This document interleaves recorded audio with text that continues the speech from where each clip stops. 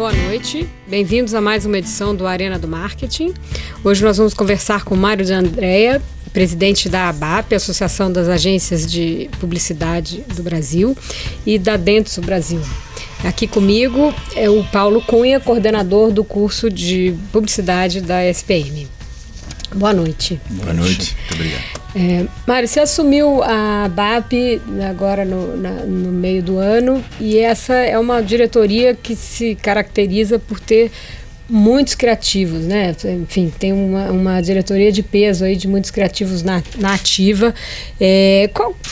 O que significa essa mudança no perfil da diretoria e quais são aí as suas primeiras pautas, né? Quais são as principais pautas na sua agenda? Bom, primeiro, criativo mesmo só tem eu, mas a gente tem pessoas de várias áreas de agência, várias áreas diferentes de agências, o que não era muito comum, né? Presidente da área de criação, inclusive, fazia, acho que desde a época do Rubem Dualib, estou falando do grande Dualib da DPZ, estou falando de muito tempo atrás. Então, normalmente era pessoal da área de negócios, normalmente. E agora não, nós temos inclusive CFOs com a gente ali. Mas é uma diretoria, sim, jovem, como você disse, porque exatamente a gente precisava ter a visão de quem está cuidando das empresas hoje, de quem está liderando as empresas hoje, no meio desse furacão de mudanças que a gente está enfrentando, não só no país, mas principalmente na nossa atividade. Então, uma das coisas que eu fiz questão quando me convidaram era conseguir montar uma diretoria com 8 vice-presidentes que estão enfrentando no seu dia a dia todas essas maluquices que estão acontecendo na relação com o consumidor, com os clientes e com o mercado. Uhum. E um dos grandes desafios é a questão da concorrência, né, desafios que o mercado de agências está sofrendo hoje, é a concorrência com as consultorias, né? Hoje, o último dado que eu vi, a Accenture, Price e IBM, Deloitte já estão na lista das 10 maiores agências de publicidade dos Estados Unidos, né, com faturamento aí junto de 13,2 bilhões. Elas descobriram o departamento de marketing das empresas, né? Claro. E como é que vocês estão enfrentando essa concorrência? Eu acho que não se trata de simplesmente enfrentar. Veja, são casos bem diferentes, né? Acho que das 10 maiores empresas de comunicação, das 10 maiores agências dos Estados Unidos hoje, se não me engano, 4 são consultorias. Mas nos Estados Unidos o processo foi muito mais simples, porque eles compraram agências, né? Eu até brinco. Clientes, quando vocês precisarem de especialista em comunicação, façam com as consultorias. Falem com a gente, porque eles compram agências. E no Brasil, porque não temos mais grandes agências digitais, principalmente, para serem compradas, eles partiram para criar do zero. Então, é um processo completamente diferente dos Estados Unidos. Lá foi muito mais rápido, porque simplesmente já compraram empresas estabelecidas. Os grandes grupos de comunicação fizeram isso lá atrás, né? As consultorias talvez tenham chegado um pouquinho depois. Mas para quem não sabe, por exemplo, uma das maiores, ou talvez a maior hoje da APP, era uma empresa de plásticos, que descobriu o marketing e começou a comprar agências de propaganda e se tornou o gigante que é hoje. É um processo natural. São novos players do mesmo mercado. Qual é a grande vantagem que eles têm? Eles têm um acesso direto aos CEOs, porque normalmente este é o contato de uma consultoria.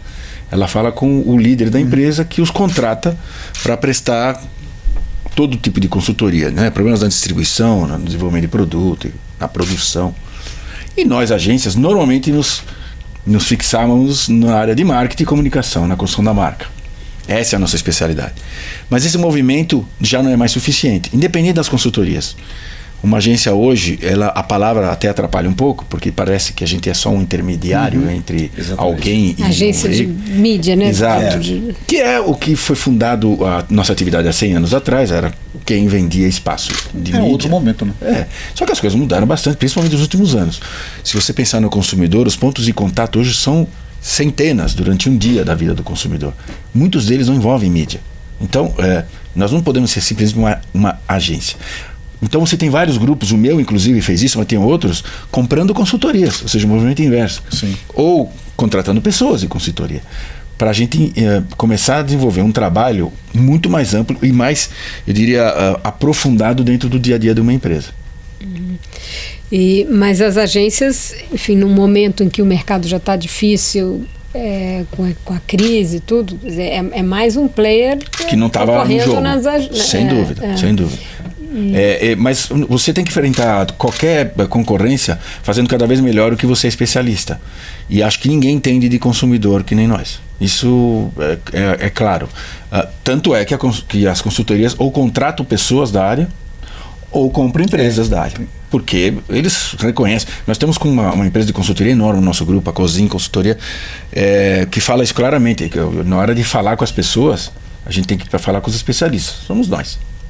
E as características desse movimento no Brasil, você consegue ter uma referência de outro país que tenha passado, independente da nossa legislação, que também coloca algumas questões específicas, né? Mas algum outro país que tenha vivido um processo um pouco antes, parecido com o Brasil, ou não? Não, assim, tão interessante quanto o Brasil, né? O Brasil é o 6º maior mercado de investimento publicitário do mundo. Então, tão interessante quanto o mercado brasileiro, que eu me lembre, não. De novo, nos Estados Unidos e na Inglaterra, que são os grandes mercados, o processo foi por compra. Foi muito mais simples. Pega o dinheiro, compra uma empresa, põe para dentro, faz earn-out de quem estava ou não faz, e o cara fica. Então, é um processo até que já foi feito com agências, comprando outras agências. Aqui no Brasil, só por falta porque as holdings chegaram antes e compraram tudo que tinha, ou quase tudo que tinha, principalmente em digital. Precisamos lembrar só que nos Estados Unidos, quando a gente fala das consultorias, eles são agências digitais.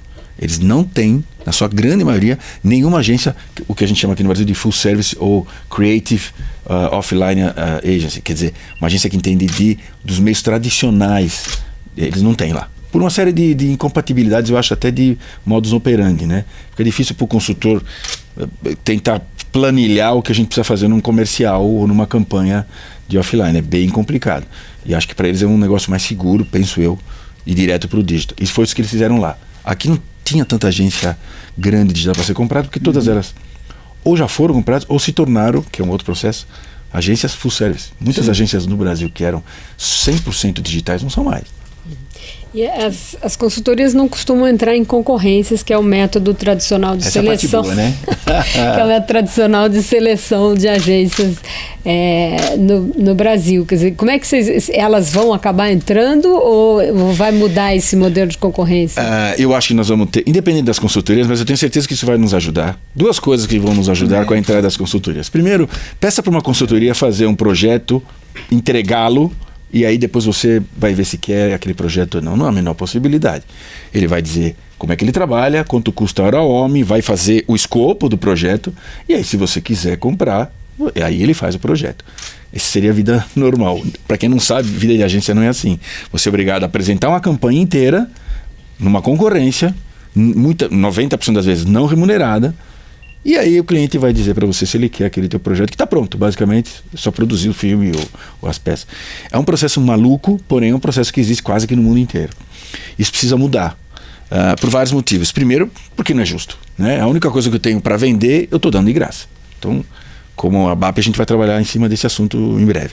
Mas tem uma outra coisa mais grave que a aba já está entendendo um pouco, que é a seguinte: quem está pagando isso é o outro cliente das agências, é o seu parceiro. Então, toda vez que um cliente faz uma concorrência, algum parceiro seu, alguma outra empresa sua está arcando com esse custo.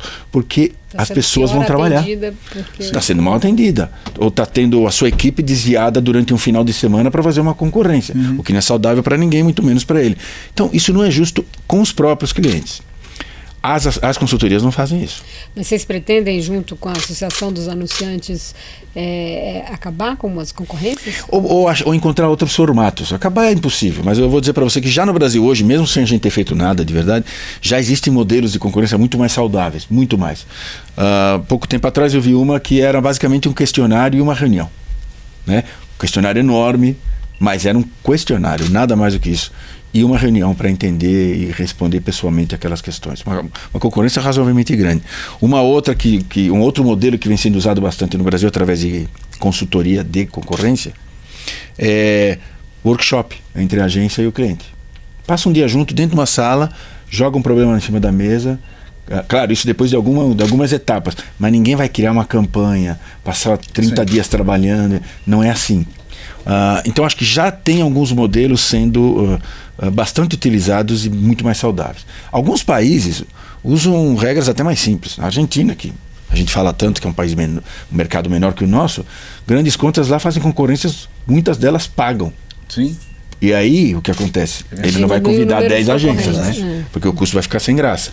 E ele Você acha que contrata esse é um bom modelo? toda hora. E não vai fazer toda hora. Qual claro. modelo você acha melhor? Ou você acha Eu que acho vários podem acho que existem vários. O atual, você chama 10, 12 agências, faz a agência trabalhar 40 dias, produz minhas campanhas para os próximos 2 anos, meu pensamento, onde minha marca vai estar daqui a 5 anos.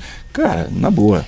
Eu não sabia onde nós vamos estar daqui a 5 anos. Eu consigo enxergar uma mudança até no setor privado, mas e no setor público? Licitação é complicado, porque exige e é uma lei, primeiro é uma lei federal, segundo é uma lei muito dura, apesar de tudo que a gente ouve, é uma lei muito dura. Para quem já fez licitação, é um bloco assim de coisas para serem cumpridas.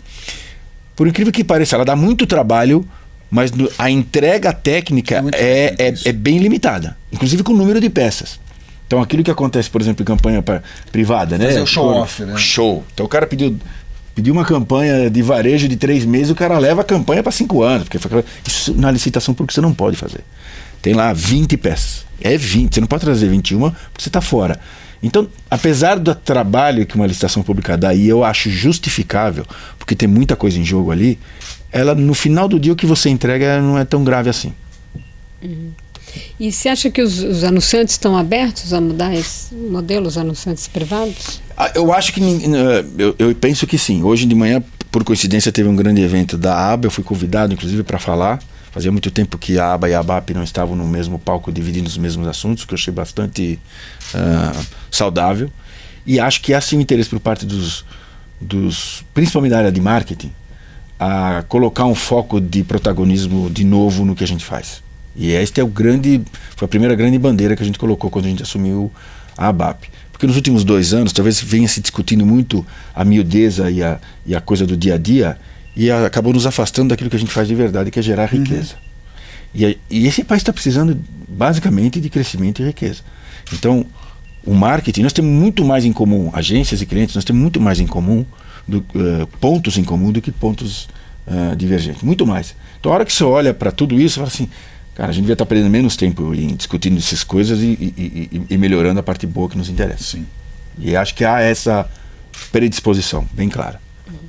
E, quer dizer, um dos papéis é justamente, né, acho que da sua diretoria, é mostrar a relevância da publicidade para a economia e tudo. E como fazer isso? Primeiro gritando muito, né? Que eu acho que é por isso que me chamaram, que sou bom para ficar falando. Então é a primeira coisa. Segunda coisa, provando, mostrando marcas, produtos. Eu não estou falando de campanha, estou falando de riqueza gerada pelo que a gente faz. Antes da minha chegada, inclusive, alguns meses antes, a presidência anterior fez um estudo através de um sistema, de um processo da Deloitte. A Deloitte fez uma pesquisa na Inglaterra, um ano antes, que mostrava quanto que o investimento publicitário no mercado inglês produzia de riqueza no mercado local. E a ABAP, muito inteligente, trouxe o processo para cá e fez exatamente o mesmo processo no Brasil. Pois bem, o número era impressionante. A cada R$1 investido em propaganda, eram gerados R$10,69 na economia brasileira. Não na cadeia de marketing, agência, não. Na economia brasileira. Então, qual é a ferramenta, qual é a atividade no país que pode dizer algo como assim, a cada R$1 que você gasta comigo, o país recebe 10,69 de votos? Acho que bem poucos. Por isso gritar, né? E aí você tem um diamante desse na mão. Eu falo de manhã cedo, bom dia, e já saio falando dos R$10,69. Porque se a gente não falar isso, o marketing tem que lembrar disso. O que a gente faz tem que ser visto pelos CEOs como investimento. Nós temos que acabar com a ideia da média de que marketing é custo. Não é custo. É botar o dinheiro numa aplicação, sabendo lá na frente quanto ele vai voltar. Porque, inclusive, nós temos parâmetros para isso. Nós temos ferramentas para isso. É quase uma ciência. Quase, eu diria. Mas esse estudo, até onde vai o indireto que esse estudo mede? Então você tem eu vendi a Havaiana, o faturamento da Havaiana está aí, ou você pega o faturamento? Eles têm uma sistemática da Deloitte, né? Que é bem fechada, inclusive, eles não abrem, porque senão, né? Eles não fazem isso como a gente faz, né? Eles não dão de graça o que eles têm, mas ele gera os custos indiretos e os custos provocados nas vendas dos clientes que investiram. Então veja, e olha que o nosso mercado está longe de estar saturado nesse sentido. Hoje foi outro número que eu também usei na apresentação ali na aba. Há um tempo atrás uma consultoria inglesa também fez um número muito simples, muito bobo. Pegou o investimento publicitário dos grandes países e dividiu per capita, dividiu pela população. Então você tem lá Estados Unidos, $550 per capita, ano. E assim vem. O Brasil ficou o nosso valor per capita dava $88. A gente estava atrás em Finlândia, Argentina, que eu queria me cortar os pulsos, estava atrás da República Tcheca. Então assim, como é que um país que tem 210 milhões de consumidores, um país que poupa pouco, né? Se você olhar a média da poupança das populações. É um país predisposto a consumir, que adora consumir, graças a Deus. Como é que a gente está tão longe dos grandes mercados mundiais? Então, assim, por que ainda há uma resistência das grandes empresas, de algumas pelo menos, ou de CEOs, ou de CFOs, no sentido de que marketing no Brasil é caro? Criou-se essa falácia, se colocou essa etiqueta na nossa atividade, anunciar no Brasil é muito caro. Não é. É só fazer as contas. E foi isso que a Deloitte mostrou. O quanto o investimento colocado em propaganda trazia de eficiência no retorno para as empresas. E mesmo nós, de uma maneira empírica ou até singela, basta olhar alguns produtos históricos na nossa economia. Marcas que você olha e fala assim, não tem tanta diferença com o seu concorrente assim. E está vendendo com muito mais margem, está com uma distribuição muito mais bem colocada. Sim. Tem vários casos que a gente sabe disso. Você falou de Havaianas, o próprio presidente da Havaianas fala muito disso, né? É um produto feito pelo marketing, basicamente feito pelo marketing. Eu, quando era criança, custava R$5 provavelmente a sandália, e hoje a gente sabe... Não solta as tiras. Exatamente, a gente é desse tempo. E hoje, fora do Brasil, inclusive, você encontra 60, 70, 80 reais. É o mesmo produto. Isso chama-se marketing. Não estou falando só de comunicação aqui. Então eu acho que a nossa atividade precisa retomar esse protagonismo, porque são poucas as atividades que podem... A gente sai de manhã pensando em crescer. A gente sai de manhã pensando em 2 dígitos de crescimento para tudo que a gente faz. Ao contrário de muitas atividades ou funções que falam 0,5% para baixo, corta mais um pouquinho. Faz sentido para alguns momentos da vida? Claro que faz. Mas o que a gente faz todo dia de manhã é como é que a gente faz crescer o negócio do meu cliente. Essa é a nossa função. Mas é o anúncio que é caro ou talvez a imagem, até pelo sucesso da propaganda, de ser uma atividade que, enfim, no tempo de ouro da propaganda, assim, muitos publicitários, celebridade, essa imagem de que vai para Cannes gastar.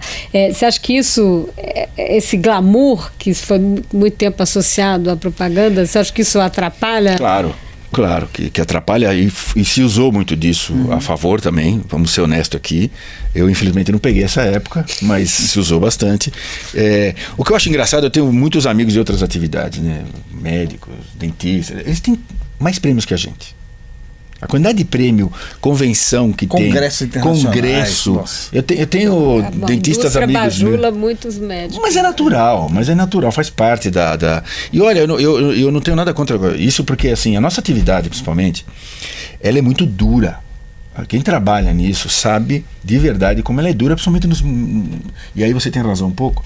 Antigamente era mais fácil? Era mais fácil porque convencer um consumidor era mais fácil.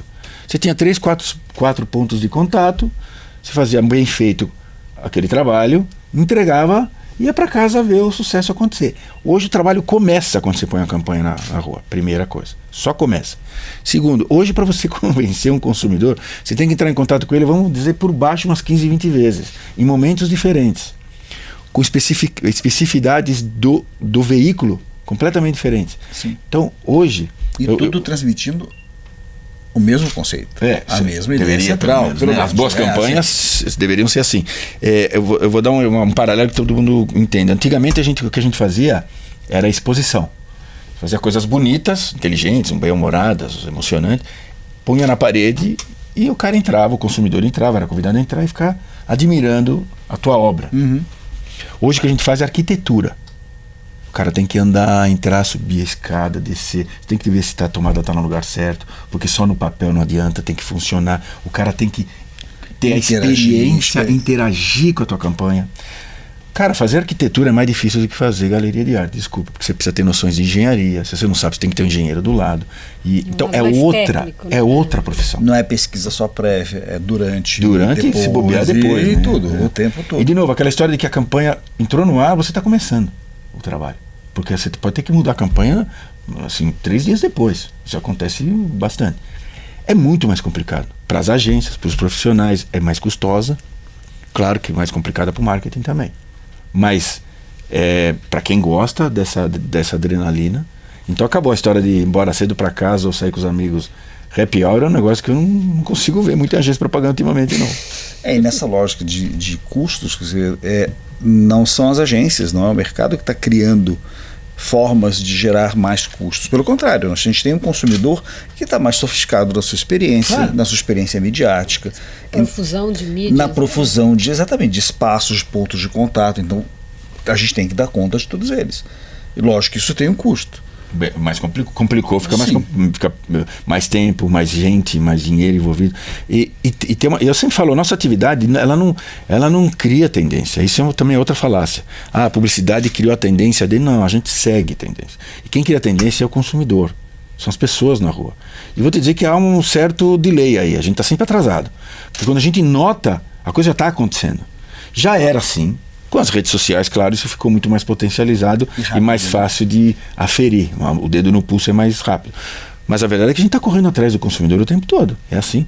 E se o consumidor é mais crítico, descrente, incrédulo, uma coisa muito importante. Quando eu era menino, ou jovem, era mais fácil me convencer. Você botava um belo filme de refrigerante na televisão, eu passava a gostar daquele refrigerante, provavelmente. Hoje, não funciona assim. Você falou, você tem que provar o que você falou. Tem que provar no ponto de venda, tem que provar no atendimento, tem que provar no produto. E vou te dizer mais. Se você não entregar o que você prometeu em algum desses pontos de contato, você pode ser destruído pelo consumidor nas redes sociais. Tranquilamente. Portanto, assim, o discurso bonito é só um comecinho da conversa. Você tem que manter essa conversa e ela tem que ser... eles são muito mais incrédulos como pessoas mesmo. Eles foram formados dentro da internet. Um cara de 30 anos hoje, tudo que ele cresceu e viu nos últimos 15, 18 anos foi dentro da internet. Então é mais difícil. A ingenuidade nesse ponto não existe mais. Então existe uma complexificação muito grande da nossa atividade. Totalmente. E que tem um custo para isso. Tem um custo para todo mundo. Sim. Mesmo as áreas de marketing de cliente também, hoje tem que ter várias áreas que até outro dia não tinha. Né? A hora que pintou o social, as redes sociais, você imagine para o cliente ter o dedo no pulso disso o tempo todo, a quantidade de gente envolvida. Mas exigir que a agência dê conta de todas essas competências também, quer dizer, você precisa ter especialistas, né, em diferentes competências, em social, enfim, métricas, dados. A agência dá conta de fazer isso tudo? Algumas, depende do modelo. Depende do modelo, né? Lá fora o modelo de agências são agências gigantescas, né? Eu acabei de vir do Japão. Lá as agências são coisas inacreditáveis, de grandes, né? Absolutamente verticalizadas, né? Fazem programa de TV, fazem conteúdo para cinema. Na minha agência dentro lá tem, entre seus prêmios de propaganda ali, tem 2 Oscars lá no meio, porque já ganharam o Oscar. Então é um bicho até mais complicado do que a gente está falando aqui. No Brasil, acho que o modelo que está sendo posto em prática de uma maneira mais saudável, minha empresa faz isso, mas tem várias outras que também fazem, é aglutinar outras empresas e daí sim a aquisição de empresas completamente diferentes, empresa de tecnologia, de dados, empresa de CRM, consultoria, comprando essas empresas, formando essa vamos chamar de mini holding de empresas, e esses parceiros teus que são mais do que parceiros, porque fazem parte da mesma empresa, não necessariamente estão dentro da agência, sentados dentro da agência, mas estão muito próximos, são acionados de uma maneira muito mais fácil e rápida. Em alguns deles, inclusive com uma parte de PNL conjunto, o que facilita ainda mais, né? Então, acho que há sim formas de você fazer isso. Agora, a cada dia que passa, você começa a falar, puta, não estão precisando comprar uma empresa disso, porque o consumidor está te levando para lá. E o que une tudo? Quer dizer, qual que é a grande competência da agência de publicidade que vai unir? Por que é a agência que vai ser a holding disso, né? Qual é a essência? Qual é a essência do que a agência faz e que Hoje de manhã eu estava falando sobre isso. Que bom, porque está bem fresquinho. Foi então, exatamente esse o assunto. Vou te provocar com uma palavra. Uma grande capacidade de articulação. Isso sem dúvida. Isso sem dúvida. Que está na base. Mas veja, uma empresa de consultoria até poderia fazer isso também. Se ela compra várias competências. Mas aí a diferença, eu vou dizer onde é que está. Na minha modesta opinião, e como a BAP, a gente está defendendo muito isso. Quando as plataformas digitais chegaram com força no Brasil, se falava muito a agência digital e as plataformas vão matar as agências de propaganda. E o que você olha é exatamente o inverso. Muita agência digital que ou foi para dentro das agências, ou boas, as grandes, inclusive, viraram agências full service. Elas fazem offline também. Inclusive de grandes grupos, né? Inclusive de grandes grupos. Então, por que isso? Porque tem uma coisa que as pessoas às vezes esquecem, que a gente fala tanto de tecnologia, de dados. Tecnologia não diferencia. Tecnologia pode virar commodity em 3 meses. Alguém na China agora pode estar fazendo mais barato e mais rápido a tecnologia que a gente achou aqui maravilhosa hoje. Tá? Agora, ela é fundamental. Por que ela é fundamental? Porque ela é o caminho para eu chegar no consumidor. Ela não é o fim. Ela não é o destino da viagem. Mas ela é o caminho. Então eu preciso dominar esse caminho. Eu vou fazer uma ponte entre a minha marca e o consumidor. Como é que eu vou construir uma ponte ideal, no menor custo, mais rápida, mais... Né? A tecnologia vai me ajudar muito nisso. Ninguém para no meio de uma ponte para ficar olhando, nossa, que ponte tecnológica. Ninguém. Você quer sair do ponto A para o ponto B. Pois bem, então o que diferencia? Quando eu sei exatamente o que está acontecendo dentro da cabeça e do coração do consumidor. Porque consumidor muda. O consumidor mudou. As pessoas não. As pessoas têm as mesmas preocupações, os mesmos desejos, os sonhos, as angústias. Eu vejo o meu filho agora, de 30 anos, que acabou de ter uma filha. Eu olho para a cara dele, ele está com a mesma cara que eu tinha com os 24 que eu estava quando ele nasceu. O mesmo pavor, né? A mesma angústia, a mesma insegurança. Cara, não mudou nada. Mesmo com toda a informação disponível para os pais, para o mesmo mães, medo, né? Vou dar conta. Como é que cuida de uma criança? O que faz com esse bicho? É igual. Enfim, os sentimentos, eu chamo de human insights, né? Os sentimentos que estão dentro das pessoas são os mesmos. Você só tem que achar o jeito certo de apertar o botão certo para ele olhar para você e falar assim, esse cara está falando um negócio que me interessa. Por outro lado, você também tem que entender muito bem quais são os insights reais, verdadeiros da marca que você vai botar na frente dele. Porque aí cria-se uma situação onde que o cara deu 10 segundos de confiança total para você. O cara abre a guarda. Se você não entregar, cara, esse cara não volta mais. Pelo contrário, ele sai te detonando nas redes sociais. Então, primeira coisa, ciência total dentro do cliente e do produto dele ou da marca dele. Ciência total do comportamento humano. É ciência mesmo. O que esse cara... E tem uma teoria agora não, há vários anos. O cara que ganhou, Richard Thaler, economista, ganhou o Prêmio Nobel de Economia agora, 2017, um americano. A teoria dele o estudo dele da economia comportamental. Basicamente, o que é? As decisões econômicas são emocionais.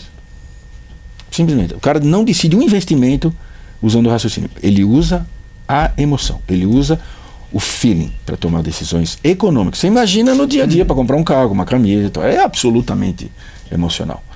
Quem domina isso? Somos nós. Acho que nenhuma área de tecnologia consegue entender a hora que você conta uma história que você faz uma apresentação e mostra um filme que você fez e as pessoas em volta da mesa choram. Que botão que eu apertei naquele momento para fazer aquela pessoa chorar? O cara que está falando de negócio, está falando de dinheiro, de vendas. Sim. Então eu estava do KPI junto com uma lágrima. Exato. Esse é o melhor resultado, né? Não a minha, né? do consumidor. Sim, lógico. Uma das pautas, um dos maiores desafios aí da sua gestão é trazer para o jogo o digital, né? Quer dizer, dar mais transparência, auditar os digitais. Como é que tá essas conversas? Como é que você vê o digital hoje nesse ambiente de fake news? Exato. Ele vai acabar sendo, de alguma maneira, regulamentado meio na marra. Não no Brasil, estou falando no mundo isso, tá? Mas vamos falar do Brasil. O Brasil hoje já está passando por um processo muito interessante. O SEMP, para quem não sabe, o SEMP coordena todas as relações entre veículos, anunciantes e agências, né? É uma entidade, inclusive, que foi fundada pelas três normas técnicas. São as normas do mercado, a autorregulamentação e tal. Então é uma entidade que basicamente tem como princípio básico fazer isso. E há um mês atrás, o SEMP, com a ajuda de várias pessoas, não só da BAP, de outras entidades, escreveu o primeiro anexo digital, ou seja, as primeiras regras básicas para se dar o mínimo de segurança para quem investe e para quem trabalha com o mundo da comunicação no digital. Foi criado um grupo de trabalho agora, e esse grupo de trabalho envolve, de novo, anunciantes, veículos digitais e agências, digitais ou não. E esse grupo de trabalho, nos próximos 6 meses, está acompanhando e aperfeiçoando esse documento. A partir do momento que esse documento virar oficial, ele já é oficial, mas ele está em fase de, vamos chamar de beta, né? O pessoal de digital agora está em beta. Porém, ele está sendo feito a 3 mãos. Então, assim, esse é o princípio básico da autorregulamentação. Quando todo mundo chega num ponto de equilíbrio, vai resolver 100% dos problemas? Óbvio que não, até porque a área digital é bem complexa. Mas nós temos áreas, empresas digitais hoje trabalhando com a gente para dar o mínimo de segurança no mercado. Então isso está indo até mais rápido do que eu imaginava. E que tipo de segurança os digitais estão dispostos a Vou dar um exemplo dar? para você. Eu não sei o quanto eles estão dispostos, eu não estou fazendo parte das discussões do grupo de trabalho. Mas tem que ter algumas métricas comuns para todo mundo. Não pode cada veículo usar uma métrica para te entregar o resultado. Primeira coisa, se você fizer televisão, rádio, jornal, as métricas são as mesmas, né? O jornal tem IVC, a televisão tem Ibope e assim por diante. Nós precisamos disso no digital, não tem. Quer dizer, no digital o próprio Facebook se mede, o Google se mede e te entrega uma coisa que você não pode questionar. Então, há outros players digitais no mercado que não são assim. Por exemplo, os próprios players digitais que vendem veículos tradicionais. Claro. Porque muita gente fala, o digital, e aí sai todo mundo gritando e tal. Precisamos dar uma separadinha aí. Tem muito veículo importantíssimo. São digitais, claro. Exato. Tem muito veículo importantíssimo que é digital e está indo muito bem, obrigado. Inclusive jornais, enfim, a Globo.com, tem vários. Que tentam que são esses que já estão participando dessa discussão já na largada. Porque tem interesse nisso. Porque sabem o quanto a autorregulamentação ajudou a atividade do lado de fora. Eles sabem que isso é bom. Bom, então, esse é o princípio básico dessa conversa. Tem outras coisas do tipo, quem faz o checking do que foi feito? No offline, são terceiros, são empresas terceiras contratadas, via de regra, pelas agências. São gente de fora que vai lá e diz, não veiculou, o veículo olha, não, tem razão, não saiu no dia certo, e se arruma isso muito rapidamente. Nós não temos isso no dígito. Quem disse veiculou no jeito certo, do jeito não, é o próprio veículo. É muito estranho. Então, mas isso não é um problema só no Brasil, tá? Isso está acontecendo. O fake news, na verdade, acho que é a ponta do iceberg que está rolando muito lá fora. Porque ele trouxe este problema do autocontrole para o problema mais grave, que é o problema de sociedade, é o problema do lugar que a gente está vivendo, de que ninguém está com controle. Né? Aí mexe com eleição, mexe com preconceito, mexe com maluquices. Então, assim, peraí. Se a televisão, se o jornal, se o rádio, se todo mundo é responsável por aquilo que transmite, por que só no digital isso não é discutido? E é por isso que está acontecendo todas essas discussões na Alemanha, na Inglaterra e principalmente nos Estados Unidos. Então você vê isso como um caminho com bons olhos. Sem volta. Para todo mundo. Para o próprio veículo digital. E para o negócio. E para o negócio como um todo. Porque, veja, eu tenho clientes lá fora, a gente está vendo clientes importantíssimos, dizendo, até eu entender o que está acontecendo, eu não invisto. Aí o cara começa a duvidar do veículo. Foi o caso da Procter, né? Que foi o caso da Procter, que tirou Não foi um trocadinho, tirou um caminhão de dinheiro do investimento em digital. Ele falou, enquanto eu não entender o que está acontecendo, eu não vou voltar. Mas dá para não investir em digital? Não, é impossível. Tem que ver. É a mesma coisa que dizer, não, o digital, ele faz parte da vida do consumidor de tal maneira... Mas como a Procter está fazendo? Então, mas ela deve estar procurando outros canais. Eu acho que quando ela fala em digital, é o jeito que ela fazia o digital e no volume que ela fazia. Né? Então, assim, não é estar fora, porque é ambiente. Tanto quanto mídia, é ambiente, é tudo. Exatamente. O digital, você perguntar para o consumidor que hora do dia você é digital, ele vai olhar para você e vai rir. É a mesma coisa que hora que eu respiro. Não sei. Então não tem como não fazer parte desse jogo. O digital é o grande meio que é capaz de se conectar com todos os outros. Nenhum outro faz isso. Mas você acha que os veículos tradicionais, em suas versões digitais, se eles tomarem essa frente de ter uma verificação, eles podem ganhar vantagem em relação aos... Né, porque a Procter cortou o YouTube, não foi isso? Não. Acho que cortou o YouTube? Ela cortou YouTube e Google. Desculpa, ela cortou YouTube e Facebook, mais pesado.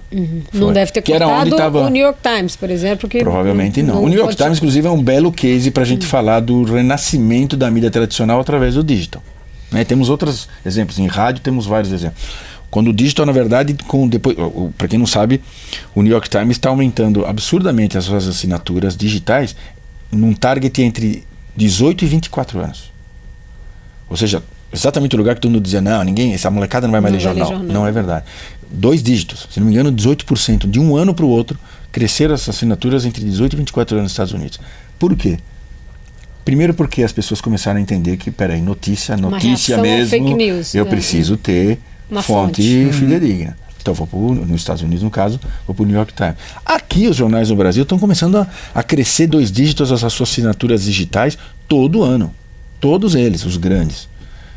É outro modelo de negócio, é outro volume de grana envolvido, a gente sabe disso. Você tem que rever o teu jeito de fazer. Mas eu acho que o pêndulo está começando a voltar para um ponto de equilíbrio. Vai demorar uns anos ainda, mas aquela coisa de o dígito vai matar todos os veículos era uma grande bobagem. Isso está sendo comprovado. Mas você acha que os anunciantes têm essa consciência de que há mais risco de se associar sem querer a um conteúdo fake ou um conteúdo que você não... Acho que nem chegou nesse nível aqui no Brasil, né? Porque esses escândalos foram mais lá fora, né? Eu acho que no Brasil não chegou nesse nível. O que está chegando no nível é de... Esses números. Como é, né? Era 7 segundos, vai para 5. Não, agora é 3. Não, volta para 5. Essa numerologia, a numerologia de como é que o view é contado. Né? O que é sucesso, o que é efetivo, o que não é. Quer dizer, é a soma de todas essas possibilidades de aferição e de comprovação que acabam não ficando claras. E te deixam inseguro como anunciante e como agência. Vamos dar um desconto também para o pessoal do digital? Vamos. O offline tem 80 anos fazendo isso, 70 anos fazendo isso. Então, foi criado um arcabouço de metodologias e pesquisas e tal gigantesco. O digital ainda não. Mas também não pode ficar parado olhando, ele tem que se mexer. E acho que as pessoas mais espertas do segmento digital estão tentando fazer isso. Agora, eu insisto sempre numa frase, as pessoas falam muito do digital. O cara para de investir aqui para investir no digital. Eu nunca vi ninguém dar um Google de uma marca que não conhece. Eu nunca vi. Quando o cara vai pro Google, por exemplo, dar um search, ele já tem na cabeça dele o que ele quer. Alguém fez isso na cabeça dele. Eu acho que eu tenho uma certa culpa nessa brincadeira. Então alguém trabalhou antes o cérebro do consumidor, falou coisas que o interessou para ele falar, eu gostei daquela marca. Deixa eu ver quanto custa, onde é que eu acho, qual é o melhor lugar. Deixa eu ver o que as pessoas falam dela de verdade. Beleza, aí ele vai. Mas ninguém procura. Preciso de um desodorante. Aí vai, não, eu quero a marca tal. Então, uma coisa não vive sem a outra. Mas você tem que respeitar a particularidade e a função de cada uma delas. Sim, mas você pode ter sido impactado por essa marca também no Google ou no Facebook pela primeira vez. Você tem números, eu vou dar um exemplo para você. Nos Estados Unidos, de novo. Perguntar nos Estados Unidos qual a credibilidade de algo que ele via nas redes sociais. 34% dos americanos disseram, eu acredito no que eu vejo, no que eu ouço nas redes sociais. Perguntaram, por exemplo, no jornal, 78%. Então, onde você acha que eu vou conseguir criar marcas mais rápido, com uma credibilidade maior junto ao consumidor? Então, assim, é muito mais complicado. De novo, quanto tempo... Veja, o volume de informação que o ser humano recebe por 60 segundos é brutal. É um conteúdo gigantesco. Então, a primeira coisa, eu tenho que ser bom no meu discurso em qualquer lugar. Seja no digital, seja no... E muita gente acha que ser bom no discurso no digital é botar 18 posts por dia na frente do consumidor. Eu não acho que é isso. Sinceramente, eu não acho que perguntar para o consumidor se ele quer 18 posts. Por exemplo. Isso é o melhor formato. Exato. Se associar a um veículo com credibilidade é melhor para a marca. Agora, mas depende... esse veículo precisa ter audiência também, né? Lógico, são as duas coisas conectadas, claro. Então, e na proporção, né? Crescimento. Mas uma coisa interessante disso que você está falando, eu num seminário ouvi ano passado uma empresa de relações públicas falando que muitas vezes ela também com clientes e saem notícias no offline, no online, enfim. E a grande pergunta do assessor de imprensa quando liga para lá, quando está relacionado inclusive a um grande grupo, como você mencionou, amanhã vai sair no jornal impresso?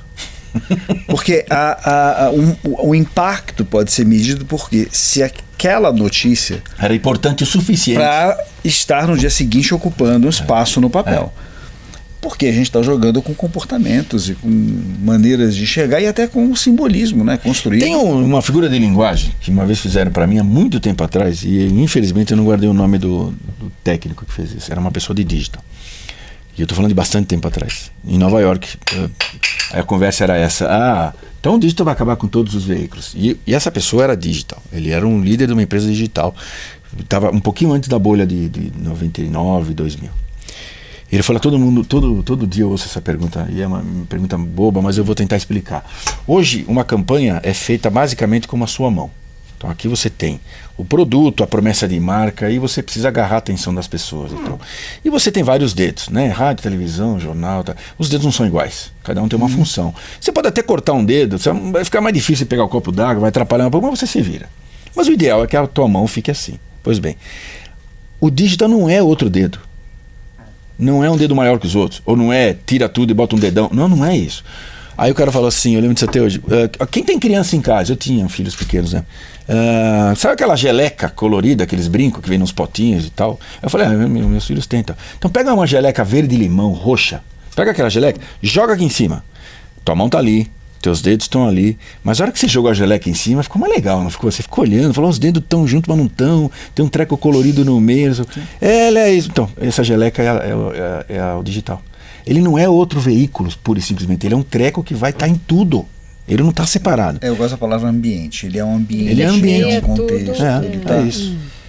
E fora algumas coisas, por exemplo, na sua profissão, você lembra quando havia as premieres dos filmes e de peças em que você chamava coletivas de imprensa, mostrava e havia um código havia um código de ética em que o jornalista não podia falar no final, senão estava execrado, nunca mais entraria num desse. Hoje, contar uma parte do final, o spoiler, é parte da estratégia.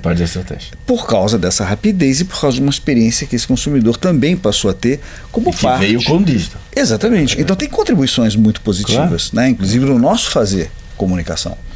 Acho que talvez essa seja a questão. É uma visão mais ampla. É a comunicação que a gente está falando. Por isso que a gente tem que sair um pouquinho da etiqueta. O consumidor não põe etiqueta nas coisas. Somos nós que fazemos isso. É natural. Os especialistas têm a tendência a falar isso aqui, essa especialidade, aquela especialidade. Nós, agências, temos que voltar, e acho que várias delas já estão fazendo isso, voltar a ser centro de inteligência. É o médico de família. Ele vai olhar para o corpo do cara e vai falar, você está precisando agora no otorrino. Vamos pegar o otorrino. É o médico, o generalista que entende de você. A essência que eu estava falando. Exatamente. O que coaduna com o que você tinha falado antes. Quer dizer, é esta visão que permite ser quem diagnostica. As agências. Exatamente. Ainda são, acho que, os grandes especialistas para isso. Claro, com a ajuda de várias especialidades e ferramentas, mas eu ainda acho que é. E a gente fala agência porque ele não tem outro nome. Porque o nome não é muito.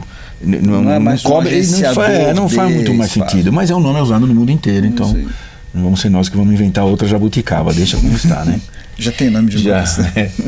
Continuando a questão do fake news, você acha que o fake news, esse número que você citou do New York Times de aumento nos jovens, tem um fenômeno que o jovem, ele é todo digital, na hora que ele entra no mercado de trabalho, ele precisa se informar, né? Então ele começa a ler mais e tal, né? Tem esse dado. Mas você acha que o fake news vai acabar salvando os veículos tradicionais? Assim, porque você chegou-se a um extremo tal e assustando todo mundo com o Brexit, com o Trump e a influência da Rússia, que as pessoas estão recorrendo a credibilidade, eles têm uma volta. É um pêndulo, né? É um pêndulo histórico. A história ensina isso, né? Tudo que vai muito para um extremo, em algum momento ele começa a voltar e tenta achar um ponto de equilíbrio natural. Eu acho que esse é o começo desse movimento. A história do fake news, na verdade, é um pouco mais grave, eu acho, porque quando as redes sociais principalmente surgiram, e eu de verdade também acreditava nisso, se falava de que elas iriam democratizar a comunicação, a informação, iam democratizar a informação, e na verdade, na prática, ela sucateou a informação. Porque você mesmo podia gerar informação. Porque se qualquer todo mundo pode eu tomei esse primeiro susto, eu vou dar uma de velho aqui agora, mas eu lembro quando a primeira vez eu estava com uma equipe de criação e aí veio uma informação no meio de um anúncio e eu falei, mas de onde vocês tiraram esse dado? Eu peguei no Wikipedia, eu quase caí da cadeira. Eu falei, como assim Wikipedia? Vocês sabem que qualquer pode entrar no Wikipedia e escrever, ou até alterar textos sérios que estão ali, já aconteceram várias vezes.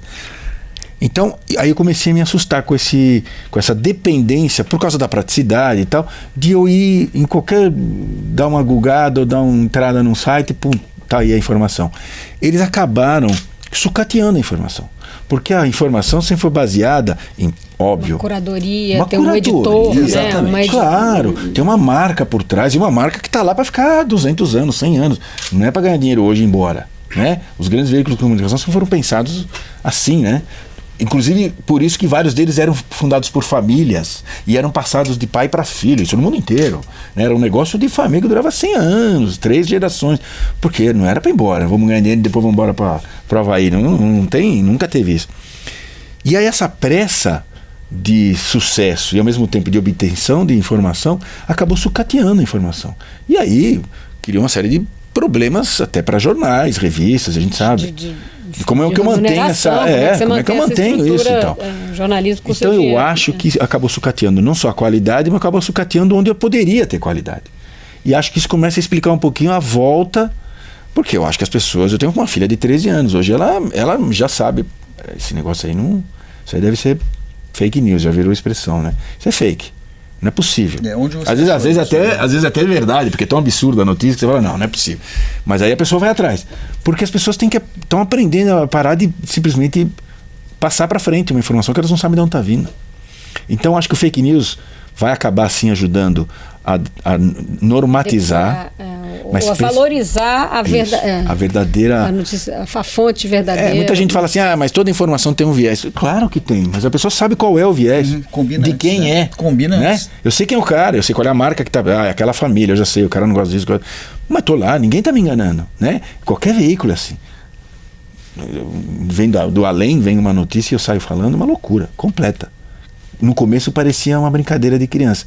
Acho que a história do Trump está mostrando que isso não é tão uma brincadeira de criança assim.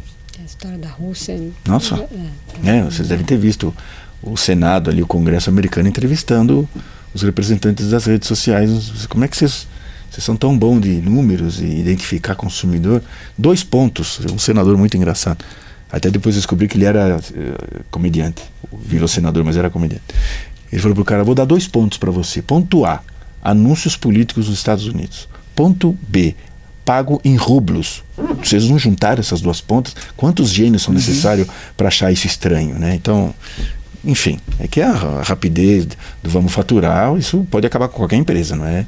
De qualquer tamanho, inclusive, né? Essas pontas não ficam juntas mesmo, né? Quer dizer, um robô que mede aqui, o outro fatura ali, também não tem mesmo, não tem esse controle. Provavelmente num veículo com mais tempo de estrada, que já apanhou também, né? Já fez bobagem, já começa, peraí, vamos olhar isso direitinho. Ou com compromisso com a notícia, com o jornalismo, claro, também, com sua reputação. É outra coisa estranha, né? Eu sou plataforma, eu não sou veículo. Você pode ser fabricante de foguete. A hora que o foguete sobe e você vendeu espaço na lateral do foguete para ganhar uma grana, desculpa, naquele momento você é veículo. Agora, então pelo menos diga quem é o foguete, quem fez o foguete, para onde ele está indo, porque senão eu não vou pôr meu anúncio nele. E essa parte ninguém não. Vamos minimizar. Alguma boa parte do digital no mundo não tá fazendo.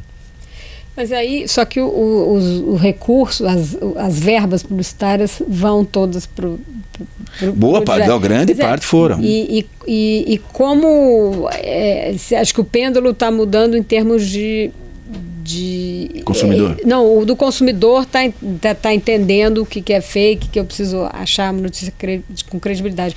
E o anunciante, o dinheiro dele, que os veículos ainda sofrem. Sim, veja, nos Estados Unidos, na Inglaterra, digital, no Japão, o digital às vezes passa a TV, inclusive aberta, às vezes não, mas está sempre em segundo. No Brasil já está. Também nós já estamos no mesmo patamar dos grandes mercados mundiais. Este é um número que eu acho que não muda mais. Porque esses problemas que a gente está falando são especificamente em alguns formatos de digital, em algumas plataformas de digital. De novo, existe um grande manancial de ferramentas digitais e de veículos digitais que você pode investir e que você tem uma certa tranquilidade e segurança do que está fazendo. E não dá para voltar atrás, porque, de novo, quanto tempo as pessoas passam é quase impossível, me diga. O Brasil, inclusive, é campeão mundial de redes sociais. Longe. 60%, 40% acima da média mundial de uso de redes sociais. O Brasil está 40%. Você pega a média do mundo, em tempo. O Brasil está 40% acima. Porque para o brasileiro, vamos combinar, a rede social é uma grande mesa de boteco, né? Então a gente fica lá. As pessoas passam tanto tempo no deslocamento do trabalho para casa que ficam ali no ônibus. Também. Mas no Japão é assim também. Você entra no metrô, estão todos ali. Porém, isso não quer dizer que o cara está vendo anúncio. Então, assim, por isso que eu digo, conteúdo de qualidade é imprescindível, seja no lambe-lambe, na parede do muro do bairro, ou numa coisa mais avançada possível, né? Para isso você precisa ter gente boa que entenda a cabeça do consumidor, entenda o que ele está passando, para oferecer para ele um conteúdo interessante e relevante para ele. Pode ser onde for. Então, os veículos às vezes sofrem, mas já tem veículos se adaptando. De novo, o New York Times é um dos grandes exemplos, mas aqui no Brasil já tem outros. Bom, estamos aqui numa faculdade que fala um pouquinho de carreira. Nesse ano de crise, o setor perdeu muita gente de boa no auge da carreira para o exterior, né? Como é que eu queria que você, como é que se os estudantes aqui já tem um olhar já de eu quero ir para fora e como você vê essa fuga de talentos?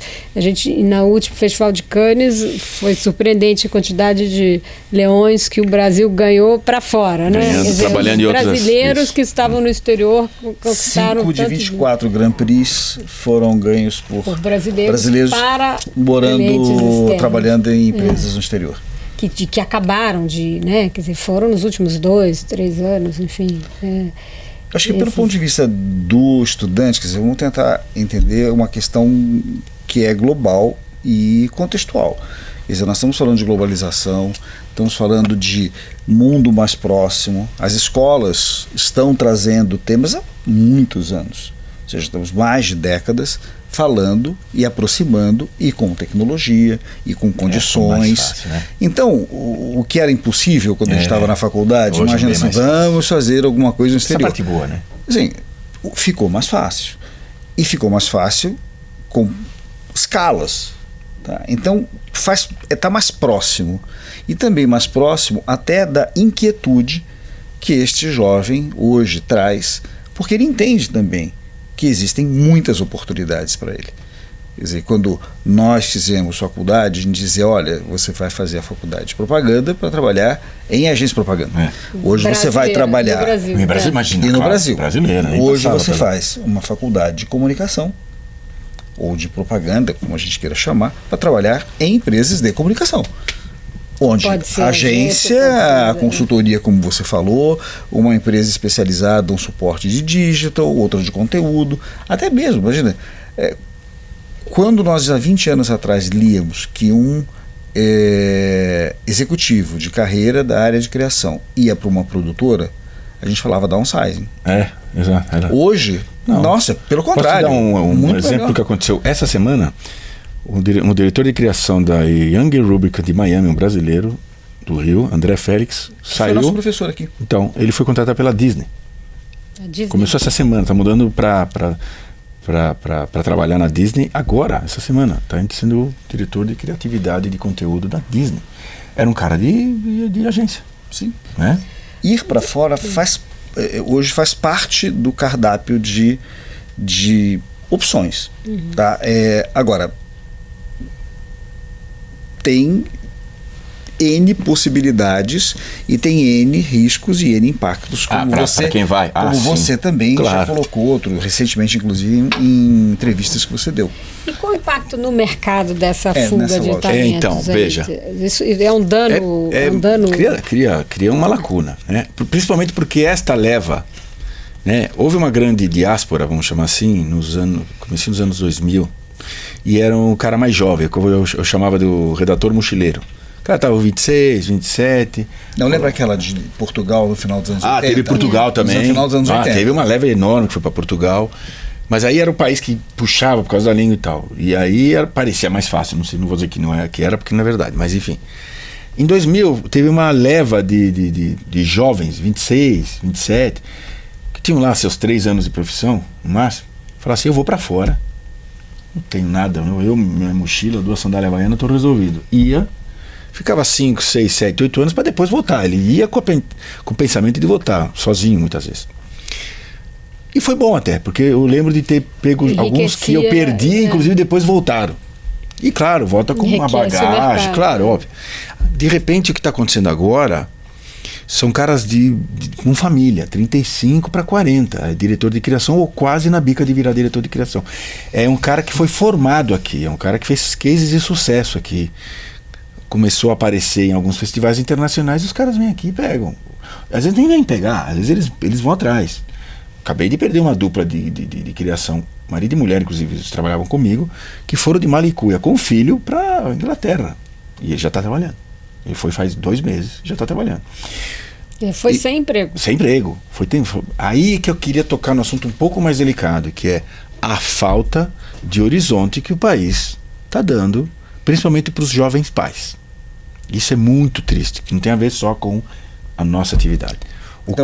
Só fazendo um parênteses, nos últimos 3 anos, notícia publicada agora em julho, a Receita Federal apontou um crescimento de 81% nas declarações oriundas do exterior de brasileiros que estão lá fora, nos últimos 3 anos. Então. E basicamente assim, puxados pela classe média. Sim, o cara da classe média que tem informação, que está desgostoso, que tá... E não só na nossa área. Geral isso. O cara fala assim, eu não quero que meu filho... Eu vi essa frase algumas vezes já. Eu não quero que meu filho cresça aqui. Não dá mais. Isso é terrível, porque nós estamos perdendo uma geração de grandes cérebros, gente de primeira qualidade. Jovem, né? Quer dizer, o país está envelhecendo na pirâmide. Exatamente. Perdendo gente na pé, ali na idade a fase mais produtiva, ativa, né? O cara está em 35 para 40. A fase mais produtiva, aquela que mistura energia com conhecimento. Nós estamos perdendo esses caras. E pior, sabe Deus, se não estamos perdendo os seus filhos também, né? Porque estão indo embora. Não sei se essa molecada vai voltar. Depois que ficou 15 anos na Inglaterra, 20, não sei. Então... é um problema do país, sério. Bom, na área de ciência e tecnologia, então, pelo amor, aí é covardia. Pesquisa. Aí é covardia. Não ficou ruim. O último que ficou apagou a luz. Então, tomara que nos próximos 2, 3 anos, esse mau humor que o país passou, para as pessoas diminua. Eu tenho muita esperança nisso para diminuir essa angústia, porque isso é fruto de angústia. O cara pegar a mulher e o filho de colo, ir embora do Brasil para o país, raiz, né? Ele tá com raiz. Não, família, tudo. Vai embora para Inglaterra, um frio, país maravilhoso, um frio. As pessoas você não fala, você não é nativo. É porque o cara tá querendo mudar completamente a vida dele. Ele não quer mais aquilo para ele. E vê um horizonte. E tem uma esperança. Quer dizer, além da questão da baixa atividade econômica, as pessoas estavam empregadas, né? Se estivessem desempregados, mas você tem uma questão de violência, de falta de perspectiva, né? Exemplo. Como vai sair desse nó da Lava Jato? É porque é o nosso contexto junto com um contexto global, mais próximo. Juntou tudo. Não é só um ciclo facilitou econômico tudo. de baixa, né? O nosso contexto tem gente que está indo empregada, quer dizer, gente que está... Sim, eu estou falando, a primeira leva que eu estava dizendo era o cara que ia tentar a vida. Uhum. Não é esse cara que está indo, na maioria das vezes. E isso é o que mais me assusta. Porque uma coisa é você ir sozinho, outra coisa é você levar a família.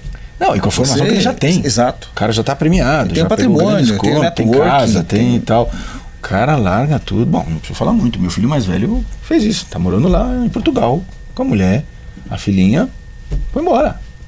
E eu ia falar, não, veja bem, é decisão pessoal, não tem o que fazer. Tem eleição, né? Hã? Fica aí, tem eleição, né? Espera mais uma eleição, gravar mais uma, bicho. As últimas, sei lá quantas. Não dá nem pra puxar por aí, né? Qual é a história que eu conto? Eu não sou tão bom assim, né?